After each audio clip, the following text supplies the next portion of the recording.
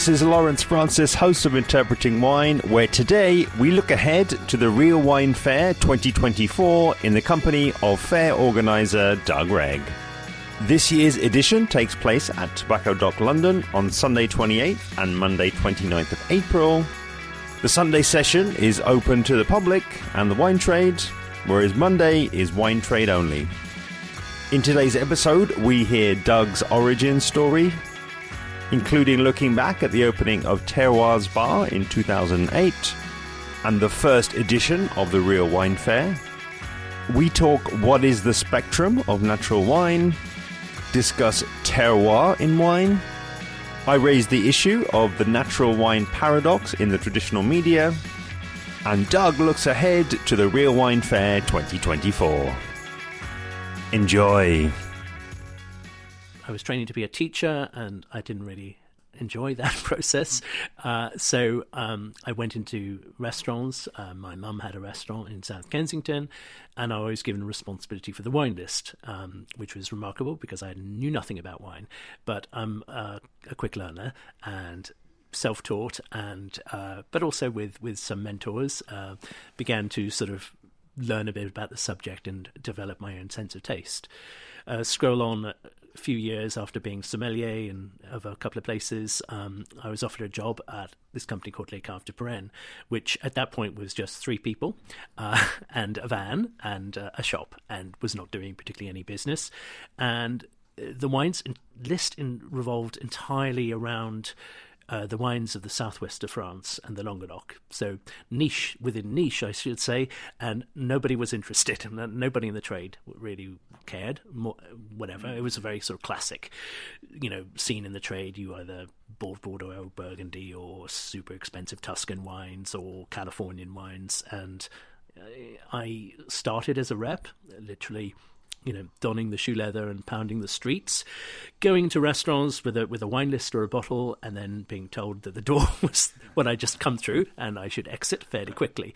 So I never thought this was going to be a life or a living. I was just sort of holding fire for quite some time. And then, I don't know, around the late 90s, early 2000s, I think some people were a bit more accommodating and started waking up to what we were doing, that it had a certain amount of integrity, even if they didn't think the wines were terribly commercial. Going on a few years now to about 2005, Eric, who's the founding member of Les Caves de Touraine, and I went to Paris, and we sort of fell in love with the natural wine scene, which was literally just starting at that point in Parisian wine bars and cavistes, like wine shops. And I had an epiphany. I think Eric had already had his, but just sitting in a wine bar and being given a bottle of wine and tasting it, and thought, oh my God, I've never tasted anything quite like this. I didn't even know whether I liked it. It was so strange and so provocative, and flavors that ricocheted around your mouth, smells I'd never smelled in wine. I didn't know whether it was even right or wrong. It just was. It had its own energy, which is something I talk about wine a lot, and energy, and it seemed to be true to itself. And then we tried another bottle, and from a different producer, and that was amazing, and another one, and that was amazing. And we may have just lucked out on that particular occasion, because we could have tried the same wines the previous day and they would have been terrible. And I think at that point we sort of mutually resolved that we wanted to found a wine bar, or open a wine bar, which had the wines that we loved to drink, and maybe share those wines with people in the trade that we really liked. So this is a place we envisaged as a place where you'd eat really delicious food and drink these sort of like natural, unaccommodated, unfiltered, wild wines. And so it came to pass in 2008. Terroir wine bar in Charing Cross, R.I.P., opened, and it was a phenomenon. And I think it was just the right place at the right time, in the right location, maybe, and the trade were entranced, and we got wonderful reviews, thankfully, from a lot of top food writers, and people were just intrigued. They just wanted to explore what natural wine was. Not that we advertised it as a natural wine bar, but it became known as a natural wine bar. And I think that, in a way, at the time, before social media really was like big, it just had a big word of mouth momentum, and we got a lot of sort of, as I say, journalists, we got a lot of wine writers, we got a lot of top chefs, and it seemed to be also a resource for, like, if you were working in central London and you just wanted to sort of come in for like half an hour for a glass of strange red wine and a terrine, then people did that. It was there. It was very democratic. It was like it was their restaurant as well. And I think off the back of that gave us a lot of confidence. It's like, oh, we know what we're doing. You know, we had no idea what we were doing, but whatever we touched seemed to sort of succeed, at least initially. And the next stage in the development was, we opened subsequent wine bars over the next 5-6 years until we had like 4 or 5 of them in London, and some doing well, like Brawn, for example. But that's more of a restaurant. But then the next thing was the Real Wine Fair, although it was called the Natural Wine Fair in 2011. We'd done a few dress rehearsals for it, and then we teamed up with Isabelle Legeron and a few other wine merchants. And in 2011, we held the Natural Wine Fair in Borough Market. And again, the publicity astounded us. It seemed to be there was a real need to have an artisan fair where the producers actually came and poured and talked about their wines. There really wasn't anything of that sort in London. And yeah, we got some bouquets and some brickbats because I think natural wine became incredibly controversial. I think the word natural was such a loaded term that a lot of people, particularly professionals, felt it was obnoxious and that we were somehow lording it over them, pretending to an ethos that didn't exist, and, you know, like using a word which was contradictory in terms. How could wine be natural? Wine is the result of a process of transformation. And, you know, I think, what does it mean? It doesn't matter what we call it, but you know what it is. You know, you're talking about people not using chemicals and farming organically in the vineyard and not using chemicals in the winery and not sort of mucking around and shaping the wine or manipulating and dozens of different ways that you can always play with wine to make it like commercially more acceptable. It was like wine is close to what just transformed grape juice would be. I never saw why this was such a problem, but it seemed to sort of like, on the one point, provoke people to the point of anger and, you know, intense displeasure. So what do? You either accept that or you fight back. And I'm the sort of person who I enjoy an argument. I don't enjoy a row. I enjoy an argument based on sort of like logic, but I found a lot of people were like abusing logic. They were creating a straw man of natural wine, saying, "Oh, I had this terrible natural wine. It was disgusting and bretty. All natural wines, ergo, all natural wines are disgusting and bretty." And you know, you can't let people get away with making stupid things like statements like that. Anyway, I think what has happened now is that there are always like what I call the refusenicks, and for me, you like what you like to drink. I don't disrespect people for liking conventional classic wines. I grew up with them myself. They made my palate the way it was for years. It's not what I drink now, but I honor those wines. It's just that I prefer to drink something different. And I think we have a slightly more live and let live philosophy. I think the people who were very critical of natural wines have sort of calm down a bit, you know. I think they accept the wines are here to stay, and it's not like they're a niche thing or a bandwagon or a trend. If I go to my local pub or to a Michelin 3-star restaurant, I will find natural wines integrated within the list. There isn't a separate natural wine section. But the wines exist.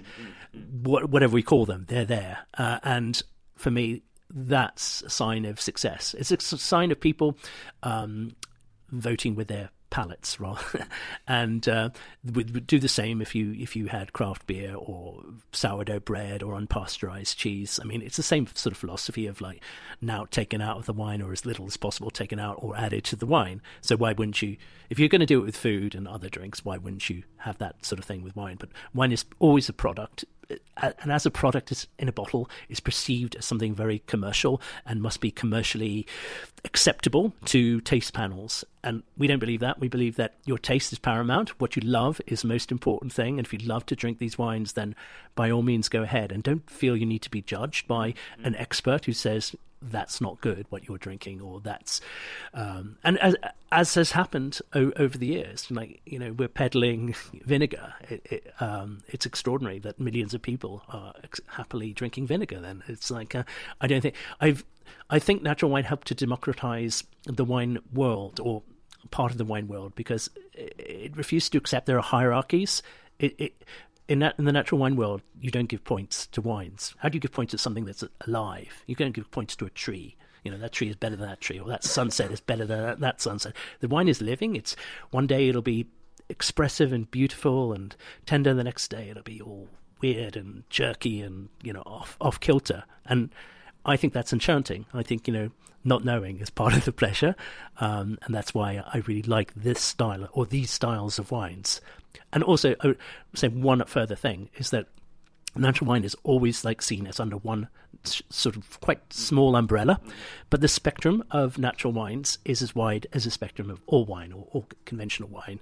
And you can have really straight styles, quite elegant and, understandable, and you can go right through to the far end of the funky, weird stuff. And I suspect that a lot of people think when they hear natural, think funky, weird, but actually most of it's in the middle and sort of straight style. And to be fair, my palate changes constantly, and I've moved to a slightly straighter preference to straightness over weirdness and funkiness. I admire people push the envelope, and I admire interesting tastes, but I don't necessarily want to drink a whole bottle of them. I could probably go with a glass or two, but for functionality of natural wine, I prefer the sort of slightly straighter, pure, more elegant style.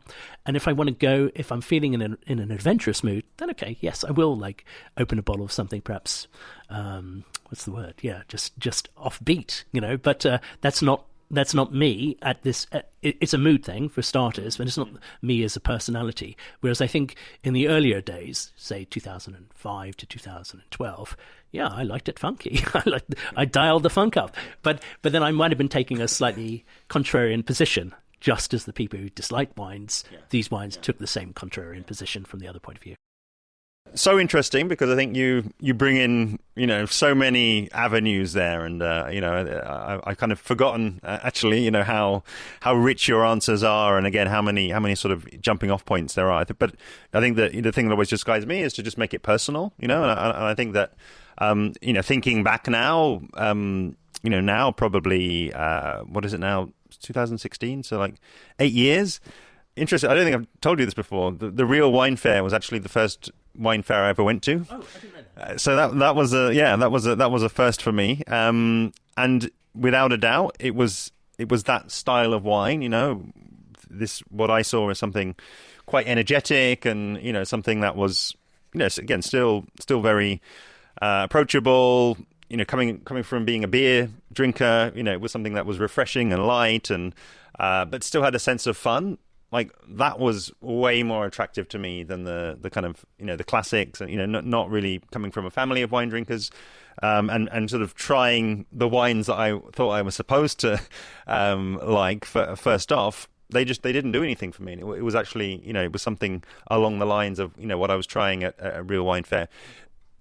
Added as well was my interest in Spain, which I think is increasingly an influential player in the scene as well. I think that was certainly that's a logical step for me, and that was actually the avenue that I came down. But you used a term here that I think it's fascinated me in terms of that spectrum of natural wines, because I'm happy to share my thoughts, my kind of observations. That I've seen, slightly more establishment-led publications, maybe, or professionals. I think they have some really interesting opinions when that word "natural wine" comes up. I still think that kind of divisiveness that you mentioned earlier. I still think that it's there, but it's maybe expressed slightly differently. But I think you are no doubt one of the best people to frame that conversation. So. Could you give us a sense of what are you seeing, I guess, now, and maybe a little bit to its evolution in terms of that spectrum of natural wines that's out there to enjoy? Let's see how far we've come. I mean, I remember being invited to a wine tasting by the World of Fine Wine, and it was the first ever natural wine tasting. Well, they said for their magazine, but possibly for any sort of magazine in this country. And there were 30 wines blind tasted, and there were 5 of us on the panel, and it was written up, and not entirely positively, but at least they were opening the bottles and allowing people who like natural wines to taste and assess them. I'm I always believe that natural wines won't perform particularly well in an environment such as a closed tasting with artificial light. I mean, these are wines of light and air and the outside. I think they need natural light. But I was delighted to see that they were being shown, at least. And you can't legislate for what the article is going to say, and the fact we were pretty split on the panel, and 3 of us loved it and 2 of us didn't, that the people who didn't love it were more the people who were writing about the wine. So you had some really silly marks as well. I mean, like wildly different, like from people thinking the wines were disgusting and shouldn't be opened to people who thought they were nectar. So this is classic. For me, this is classic natural wine. And then I think it's not been covered so much certainly not in the national press, but there have been allusions to it in professional wine magazines, because how do you evaluate something that is constantly changing and has no reference point? So if you know that a wine is consistent, day to day, bottle to bottle, even year to year sometimes, then natural wine is something that is anti all that. So it's this countercultural side of the wine trade, which seems to appeal to very few people, because surely you'd want consistency over individuality. But I don't think people are like that. I honestly believe when we talk about consumers that you're talking about all people as if they are products of conditioning, of like commercial conditioning. So consumers like this. I'm even writing a blog now about what is the taste of the average British palate. I think it's a silly thing. By definition, I believe that there are 50 million people drinking wine. Yeah, exactly. Do you like this? Do you like that? You like what you're exposed to, probably because you don't know anything else. So what we're lacking is exposure to certain things and education. And education for me, and what I find most important about natural wine, and what I sort of banging the drum for, is exploring ideas of provenance. Do you not want to know how the grapes were farmed? Do you want to know whether this is some sort of regenerative agriculture that fosters biodiversity and doesn't kill off local wildlife? Do you want to know what additives are going in the wine? Are you comfortable with not knowing? Whereas you will read, I don't know, you buy something in the supermarket and it's got a list of 100 additives. It's food. You buy a bottle of wine and it says nothing, contains sulfites, which is meaningless anyway. So why would you accept one and not the other? I suppose there's a narrow drinking class that basically they love the story. I met the farmer, I've travelled to the vineyard, or whatever like that. I don't expect everyone to have that level of engagement, but I think I would like people to maybe interrogate their taste a bit more and not be so satisfied with, like, I like one style of wine. I like sweet rosé. I like Merlot. I like Sauvignon Blanc. British taste has changed so much since, I've been in the wine trade, from the classics to the, like Merlot drinking. Chardonnay was everywhere, and then it was ABC, anything but Chardonnay. Then it was Pinot Grigio, Uber Alice. It was, and then Sauvignon was the king, queen, jack of grape varieties. People just default to the grape variety, something easy to remember, easy to recognize, easy to pull off a shelf, easy to put in a shopping basket. You don't have to take more than a few seconds to make a decision. Whereas I sort of think you should take longer to make a decision, because a really good bottle of wine is something like you can have a relationship with. Yes, it's thirst quenching. Yes, it's easy. Yes, it's alcohol. Yes, it's this. But wouldn't you like it to be a bit more than that? And if you're spending a certain amount of money on a bottle of wine, also remember that the less you spend, the less wine there is. But massively proportionately. So a £6 bottle of wine, you've got 20p's worth of wine. A £10 bottle of wine, you've got £4 worth of wine. Which is the better value? And exponentially it goes up. £20 is 12, and so on and so forth. So the more you pay for wine, the more real wine you have within the bottle. I want people to remember that wine comes from not an industrial outlet.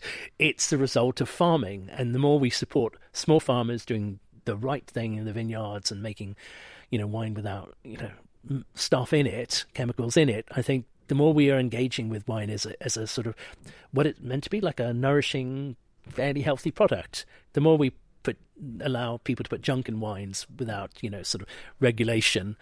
We don't know what's in it. It's probably not terribly good for us.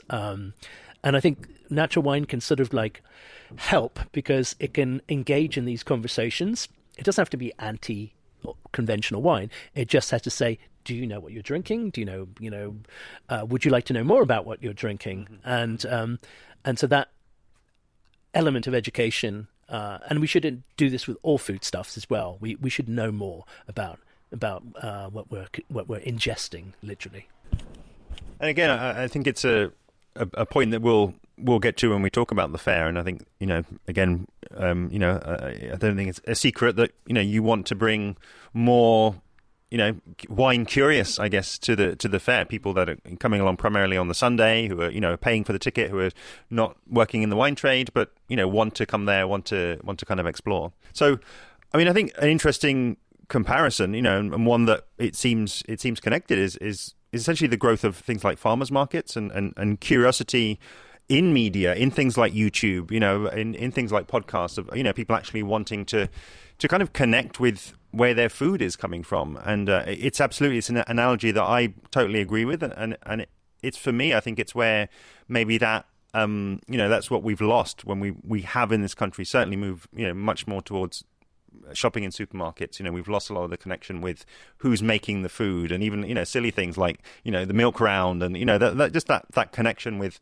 where these basic foodstuffs are kind of coming from. And I just wonder if that's a sort of lens to think about with wine as well. And it doesn't necessarily, for me, it doesn't necessarily need to be, I think, people going to the winery, but I think people are just curious, and often conversations are started by something as simple as a label, and that then gives them a window into the philosophy, but even just the artistic nature or the culture or the background of the person, the real person that actually made the wine that they're holding in their hands. Absolutely. I think one term I've forgotten to mention, because it's often sounds pretentious to people who are not like in the trade, is terroir, and it's a French term, and it literally means the sense of place, or I prefer it almost like sense of origin. And then when you drink a bottle of wine, but it could be food as well, that it reminds you of a place that even if you've never been to that place, it transports you momentarily to something. It tastes real. It tastes like authentic, and that's what terroir is. And I think natural wine is very much part of like preserving the sense of the place in which the grapes were grown, and not trying to sort of like smother it with manipulation or intervention, which somehow sort of makes it taste the same as anywhere else. So I think this is a really important term. And I think when you come to the fair, if you come to the fair, then you meet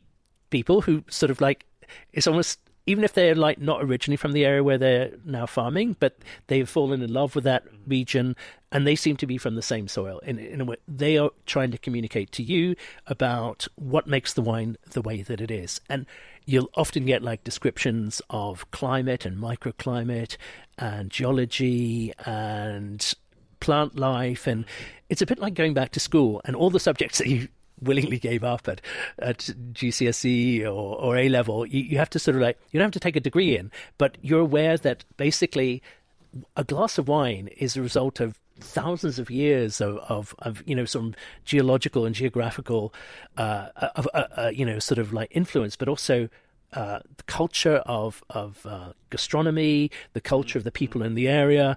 There's so much that goes on that makes that glass of wine what it is. And I think that's really exciting. You get more of this by engaging with the grower, though, because that's what they're proud about. It's not so much, oh, I made a great wine, like this is a work of art. It's a real thing that comes from the vineyard that I farm with my hands. And look, like in the end, I don't want to muck it up by, putting chemicals in it. It's something you muck it up, but I don't want to sort of make it something that it wasn't before. I don't want to sort of try to improve upon what nature gave me. If I'm a farmer and I farmed well, then nature gave me the wherewithal to make something really beautiful. And the more I manipulate it away from that, is the more I'm getting away from what the sense of terroir, the sense of origin, which is so important to why I love to make wine. And for me, the most exciting thing about the Real Wine Fair, any artisan wine fair, is the communication between the consumer, the person who's going to be drinking the wine, and the person who makes the wine, because then you can understand the process a bit more, not the technical process of stainless steel tanks and new barrels or whatever it might be, but the process of like someone talking about their home, and why it matters to them, that whatever. And then for them, I like to see the reaction of like the person say, and having that moment of revelation. Well, sometimes I call it epiphany if I'm being pretentious, but like, wow, okay, now I understand. If this happens a few times during the real wine fair or any wine fair, is that energy is what I sort of feed off in a weirdly parasitical way. I've been at the fair a couple of years and I've just taken a step back and I've felt all sorts of like amazing things, like the color of the wine, the ambient noise of people enjoying and talking about it, just the sense of like wine energy, and it's palpable, but I don't know how to describe it. You wax lyrical and get all poetical about it, but in the end, this is why we do it. We do it for these like strange little moments of revelation. It doesn't have to be revelation for us. It can be other people. You can see it, like the light in their face, that moment when they understand it's more than a product. It's a real thing. Yeah, totally. And I think there are links really between, how you've just introduced to really, kind of conceptualize that kind of, mythical conversation that, that it's not one specific conversation, but it's that exchange, I think, that just happens time and time again at those sorts of fairs. And actually on the way here, I was thinking about, the way that, natural wine is communicated about. And it felt to me as though, of course, you do have aficionados and you do have people who are friendly and are making wine, kind of invested in the name, the type of wine, getting it out there. But then I think you have publications, be that magazines, be that video, brands basically who will take a much more traditional approach and we'll maybe talk about natural wine as though it's this sort of something living off in the hills. It's something that's not necessarily close to them. But again, it's my own anecdote. I'll own this, but it's something that's just, it seems to happen time and time again. Though are people who are maybe writing or associated with the more traditional press. It's almost like there's this inbuilt response that you kind of have to dislike natural wine, or you have to at least be kind of mildly disparaging about it, just kind of look down your nose at it enough. But the thing that always amazes me though is, again, it's personal what that word means for you. But, I am now, think much more in terms of natural wine as something that's, it's low intervention, it's well made, maybe it's, less in the funky zone, less into super tannic orange wines and just drinking on the color of it, well made wines.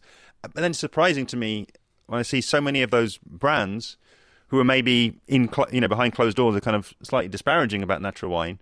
They will then rate highly. They'll then put forward at tastings and in their own way kind of wax lyrical about wines that, to me, they're completely natural, but they're just really well made, and there's no sort of obvious clue about them being natural, and then also just secondly, I think it's an important point, the branding, they don't wear their naturalness on their sleeve, the branding is maybe more muted, it's just more simple, but to me, it's just a paradox that I just see time and time again. Yes, I mean, it's a paradox, and I think you're right on all those comments. Well, I think a lot of journalists and people who love wine like playing devil's advocate as well. I mean, it's very difficult if you work for a national newspaper, even for but particularly for a national newspaper, and your readership, you're trying to gauge what they like. You're also having to reflect what the advertisers want you to do, and the advertisers are not small natural wine producers. And we happen to know that a lot of people who are slightly defensive about natural wine, it's because they can't recommend the wine for some particular reason. It's very difficult to recommend a wine that you don't know what it's going to taste. So imagine recommending a wine to your readership, and they try the wine and they say, that's filthy, or that's not what I like to drink. Now, I think the readership, particularly for national newspapers, it's not they're not sophisticated, it's that perhaps they're a little less adventurous. They want something they can take to a dinner party or have at the table, and it's not going to offend anybody. I think there may... I know that certain journalists who are friends of mine have said whenever they try to recommend natural wines, they get massive kickback. And it's from below the line comments. It's like, how dare you recommend something that I can't buy outside my local Tesco's? And this is irrelevant because our company and a lot of small companies, well, we can send a bottle of wine around the world, to the moon even if we need to. So the wine is universally available. Then it's a price point. How dare you recommend a wine which is more than $4.99? And it's because we don't have the conversation about what's in the wine, a $4.99 wine, and also whether it's being ridiculously heavily discounted and whether brands are paying for the price. So again, all these things should be part of the conversation, but they rarely are. It's just this headline, you can't recommend a natural wine, because if people are disappointed at my recommendation, then they'll stop reading my column, and then, have a readership. So everyone defaults to safe. But a small anecdote from the Natural Wine Fair. This is the fair that preceded Real Wine Fair.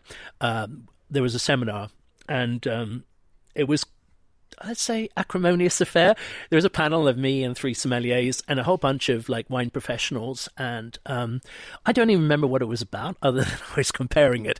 And it was, it just was a bit of an atmosphere in there. And someone, a very famous master of wine, said, all the wines out there, and she sort of pointed to Borough Market where 120 growers are, all the wines are oxidized. And I said, what, all of them? I said, that's amazing. 600 wines are oxidized, are they? I said, I don't agree, as it happens. Anyway, for she huffed and I puffed. And then another sommelier, very well-known sommelier, made a sort of slightly critical comment about this. And one of the sommeliers on my panel, who was very pro-natural wine, just basically swore at him really loudly and say, when we drink together, we go around and have a barbecue at your place, we only drink natural wines. Why don't you ever effing recommend them in your restaurant or have them on your wine list? He said, my customers wouldn't like them. I said, that's your job. Your job is to enthuse people about wine. They're not your customers. They're independent sort of human beings with thoughts and feelings. He said, yeah, but if they don't like it, etc. And I thought, oh, this is going nowhere, is it? Because if you're not adventurous enough to do this, if wine merchants can't engage, can't start the process of education without seeming like it's education, try the wines, make up your own mind. Everyone's got a lot of baggage, intellectual baggage, and because we've all been educated to think that wine should be clean and clear and fruity and obvious, then of course we reject something which is a bit sort of off kilter. But imagine we were in a much more sort of a freer frame of mind and say, I'm going to let the wine come to me. I'm not going to superimpose my values on it. Then you're more likely to get the moment of revelation, the epiphany. It may never happen, but it may well happen. This is how we change things. It's one palate at a time or one moment at a time. If you're in the environment of the Real Wine Fair, I sort of submit that there are so many good wines there to try that either the sheer volume of goodness will swing you, or you have one wine, you absolutely connect with it and the grower and everything, and then everything will make sense. All the things will fall into place. But otherwise, if you go with a negative attitude, then you'll create this negativity around you. And again, this is what I felt like so much when I taste with people. The people I really like and like me, then the wines sort of shine, weirdly enough. They seem to be in a good place. And people who are very super analytical and critical, they're looking for the fault in the wines. The wine repays them by being sort of faulty. It's like you'll find something bad about something if you look hard enough. But if you're in a really generous, open-hearted, as well as open-minded frame of mind, yes, you'll definitely find something delicious and beautiful. And I think this is what I keep on going back and forth, talking about energy. Good energy, in a weird way, breeds good energy. So the more positive vibes you have around things, then the more understanding you eventually end up with, because you feel the wine. Wine is quite an emotional thing. Our reaction to wine is quite emotional. And then you can do the intellectual stuff around that. If you treat wine as an intellectual exercise, you're forgetting the fundamental thing about wine. No one ever made wine for the intellect. It's a bacchanalian thing. It's to make you drunk, make you happy. It's to bring people together. It's a sociable drink.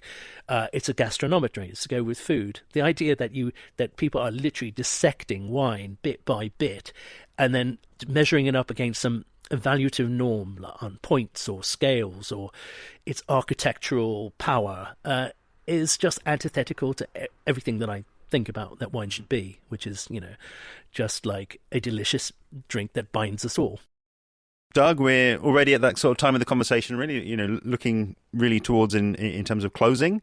I'll share one brief anecdote before asking the final question, and it's, in a sense, really though, it's more a theme of anecdotes. It's more, if I speak to people who are not working in wine, I've noticed almost, there's always some variation of. But if I just say, what wine do you like drinking, or what's your, what do you fancy drinking if we're out somewhere? The first thing is always, I'm not an expert. People always preface that, and maybe they feel intimidated by me. I actually think it's not just me being there. I'm not think I'm the most intimidating person. I think it's actually more the wine category itself that's intimidating them. And I think that a lot of what you've spoken about there has sort of crept into the language and just crept into the culture around wine. I think that's where, unfortunately, I think that it's seen as there is a barrier to entry for a lot of people. And I firmly believe, and again, the autobiographical piece bears that out. I totally see something like the Real Wine Fair as a great place to start, as somewhere with a very low barrier to entry, as somewhere with really friendly wine growers there, usually lovely locations, lovely food, a real sort of complementary experience, I would say, that kind of brings that forward. So again, in whatever way makes sense, as we sit here, I think around 8 or so weeks out from the fair, I'd love you to, I think, two things really. One, give us a preview of the fair, a sense of how formed that is and, what that's going to look like.